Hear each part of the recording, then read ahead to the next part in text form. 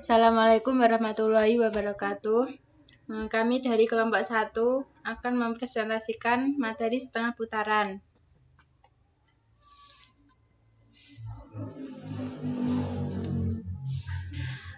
Kita akan membahas pengertian setengah putaran dan lanjutan setengah putaran. Yang pertama, pengertian setengah putaran. Setengah putaran merupakan keadaan khusus pencerminan, yaitu pencerminan terhadap suatu titik. Garis tumbuh dalam pencerminan diambil alih perannya oleh titik cermin setengah putaran. Nah, ini untuk definisi 3.1. Misalkan V bidang Euclid dan A titik tertentu pada bidang V. Setengah putaran pada titik A adalah fungsi sigma A yang didefinisikan untuk setiap titik P pada V sebagai berikut. Yang pertama, apabila P sama dengan A, maka sigma AP sama dengan A. Yang kedua, apabila P tidak sama dengan A, maka sigma AP sama dengan Q, sehingga A titik tengah ruas garis PQ. Ini untuk gambarnya. Contoh 3.1. Diberikan A, B, dan C adalah titik-titik pada bidang Euclid V. Lukis yang pertama titik D sehingga D sama dengan sigma A, B. Yang kedua titik E sehingga C sama dengan sigma A, E. Penyelesaiannya, D sama dengan sigma AB berdasarkan definisi 3.1. A adalah titik tengah ruas garis BD.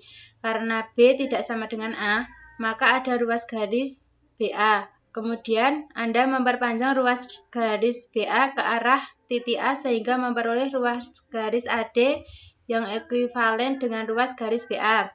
Akibatnya, Anda mendapatkan ruas garis BD di mana A merupakan titik tengah ruas garis BD. Artinya D sama dengan sigma AB. Yang B, C sama dengan sigma AE. Berdasarkan definisi 3.1, A adalah titik tengah dari ruas garis EC. Karena C tidak sama dengan A, maka ada ruas garis CA. Kemudian, Anda memperpanjang ruas garis CA ke arah titik A sehingga memperoleh ruas garis AE yang ekuivalen dengan ruas garis CA. Akibatnya, Anda mendapatkan ruas garis EC. Titik A sebagai titik tengahnya, artinya C sama dengan sigma A, E. Ini untuk gambarnya. Nah, selanjutnya, setengah putaran sebagai suatu isometri. Teorema 3.1. Setiap setengah putaran adalah suatu isometri. Untuk menunjukkan sigma A suatu transformasi, maka Anda harus menunjukkan 3 hal, yaitu yang pertama, sigma AP elemen V.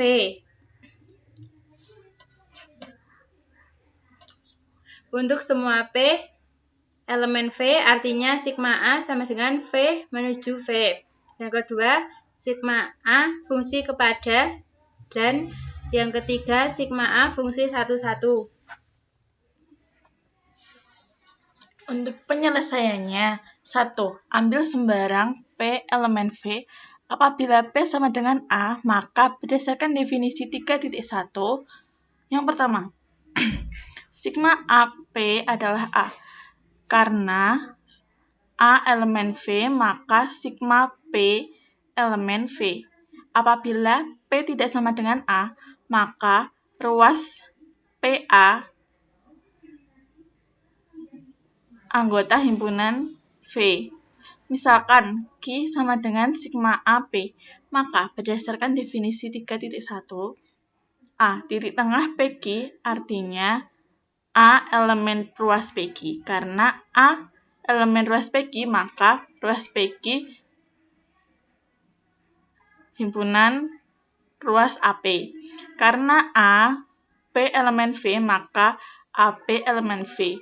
Karena ruas PQ himpunan bagian dari AP dan AP himpunan bagian dari V, maka untuk semua P elemen V berlaku sigma AP elemen V. Dengan kata lain, sigma A V menuju ke V. Ambil Q untuk yang kedua. Ambil Q titik sembarang pada V. Apabila Q sama dengan A, maka P P elemen V, yaitu P sama dengan A, sehingga sigma A P sama dengan A sama dengan Q sama dengan A. Apabila Q tidak sama dengan A, maka ruas AQ himpunan bagian V. Karena ruas AQ himpunan bagian V, maka P elemen V, sehingga A titik tengah dari ruas PQ. Hal ini berarti apabila Q tidak sama dengan A pada P elemen V, sehingga sigma AP sama dengan Q. Jadi, sigma A fungsi kepada. Untuk yang ketiga, ambil P dan R titik sembarang pada V, sehingga sigma AP sama dengan sigma AR. Apabila sigma AP sama dengan sigma AR sama dengan A, maka P sama dengan A sama dengan R. Apabila sigma P, sigma AR sama dengan S tidak sama dengan A, maka A titik tengah ruas PS dan RS. Karena A titik tengah PS dan RS, maka ruas PS dan ruas RS. Maka ruas PS sama dengan ruas RS. Karena ruas PS sama dengan ruas RS, maka P sama dengan R. Karena untuk sembarang P dan R pada V dengan sigma P sama dengan sigma AR, Anda dapat menunjukkan bahwa P sama dengan R, maka sigma A merupakan fungsi satu-satu. Dari uraian di atas dapat disimpulkan bahwa sigma A merupakan suatu transformasi. Selanjutnya Anda akan menunjukkan bahwa sigma A suatu isometri. Untuk keperluan ini, Anda ambil titik P dan R pada V. Kemudian, Anda akan misalkan sigma P sama dengan D dan sigma A R sama dengan E. Coba lihat pada gambar 3.3. Nah, di situ akibatnya PA sama dengan AD, RA sama dengan AE. Hubungkan titik P dan R dan titik D dengan E. Maka terbentuklah dua segitiga, yaitu segitiga PAR dan segitiga DAE. Karena PA sama dengan DA, sudut PAR ekuivalen dengan sudut DAE, sudut-sudut bertolak belakang. Dan RA sama dengan AE, maka sudut PAR ekuivalen sudut DAE, sisi sudut sisi. Karena sudut PAR ekuivalen dengan sudut DAE, maka PR sama dengan DE. Jadi, sigma A suatu isometri.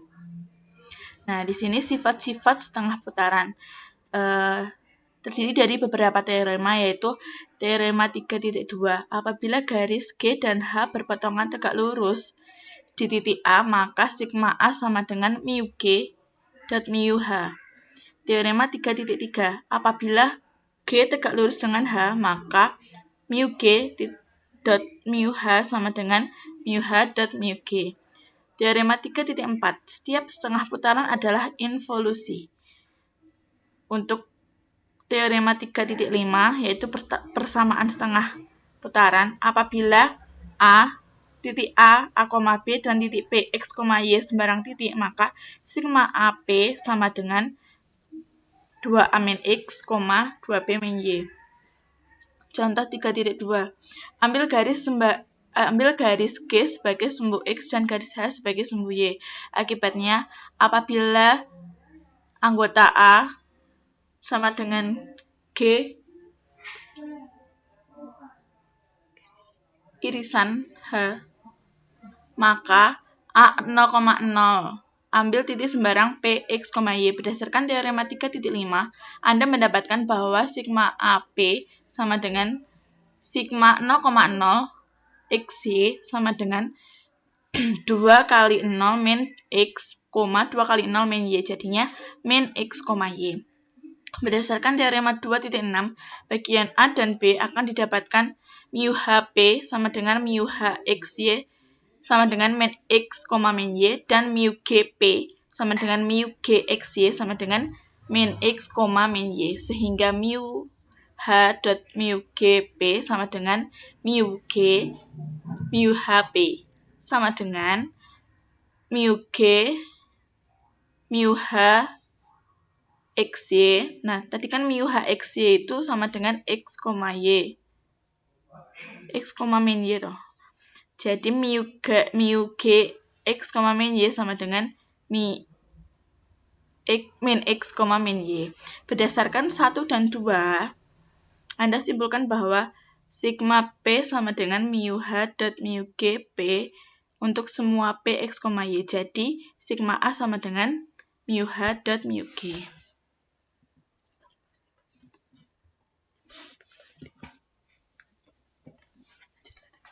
Definisi 3.2.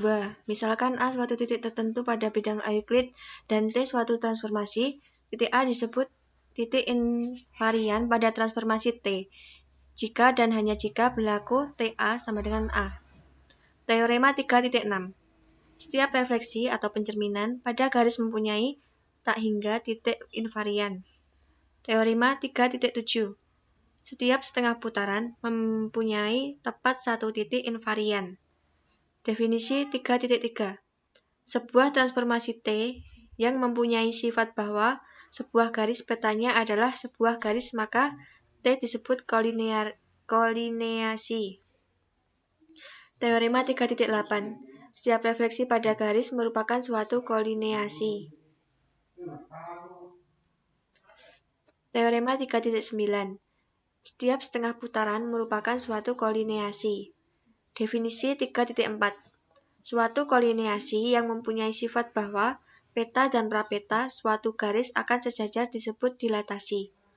Teorema 3.10. Setiap setengah putaran merupakan dilatasi. Buktinya, ambil sigma A sebagai setengah putaran dan G sembarang garis. Apabila G melalui titik A, maka sigma A dalam garis G sama dengan G. Jadi, sigma A garis G sejajar dengan garis G. Apabila G tidak melalui A, ambil B. B dan C yang merupakan himpunan dari garis G. Misalkan D sama dengan sigma A, B, dan E sama dengan sigma A dalam C, maka AB sama dengan AB. Dan AC sama dengan AC, dan sudut BAC itu kongruen dengan sudut DAE. Sebab BAD dan CAD masing-masing terletak pada satu garis.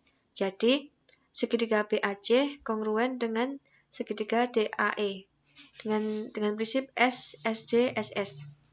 Akibatnya, sudut BCA kongruen dengan sudut DEA dan E juga A terletak pada satu garis, maka luas BC sejajar dengan luas DE. Karena G itu sama dengan luas BC, maka sigma A dalam G itu sama dengan luas DE. Maka sigma A dalam G itu sejajar sama garis G. Jadi, sigma A merupakan dilatasi. Nah, itu pada gambar 3.6. Teorema 3.11. Komposisi dan setengah putaran dengan pusat yang berbeda tidak memiliki titik invarian. Teorema 3.12.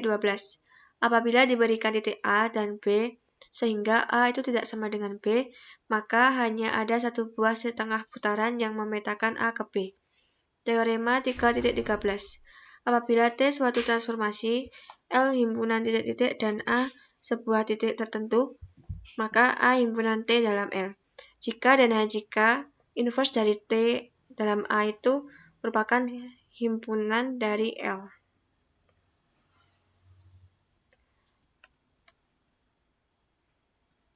Contoh 3.3.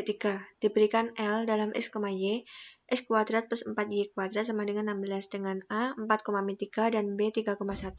Jika G adalah sumbu X rid G, apakah A himpunan mu G dan sigma B dalam L? Penyelesaian mu G sigma B min 1 sama dengan sigma B min 1 mu G min 1 sama dengan sigma B mu G.